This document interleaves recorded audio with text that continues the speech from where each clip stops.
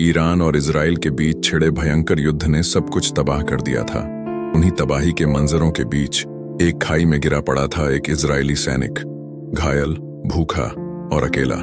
7 दिन से 5 बार बम चढ़ने के बाद भी वो सैनिक जैसे किसी चमत्कार की वजह से हर बार बच गया। हालांकि भोजन की कमी के कारण उसका शरीर लगभग समाप्त हो जाता है, क्योंकि वह 7 दिनों से उपवास पर है।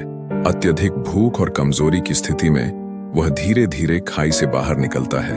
ठीक उसी समय मृत्यु की तरह एक ईरानी ड्रोन उसके बिल्कुल ऊपर। ड्रोन का लक्ष्य एकदम स्पष्ट था, उसे खत्म करना। लेकिन इसके बाद जो होता है वह देखकर पूरी दुनिया हैरान रह जाती है।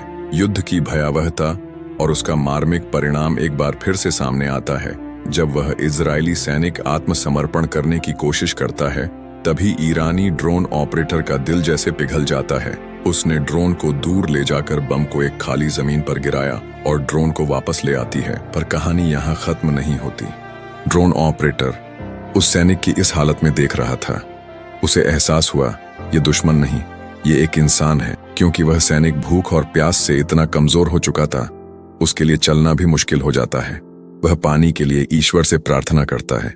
ड्रोन ऑपरेटर उसकी दर्द को महसूस करता और ड्रोन के खुद के पास ले आता है, और थोड़ी देर के बाद सैनिक के पास ड्रोन लौटता है, लेकिन इस बार एक बम नहीं बल्कि एक पानी की बोतल लेकर।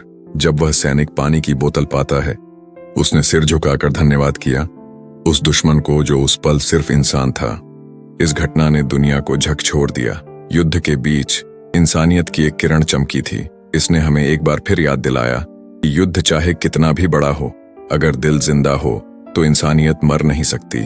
क्या हम फिर कभी ऐसे मोड़ पर पहुंच पाएंगे जहां हथियार नहीं, इंसानियत बोलेगी?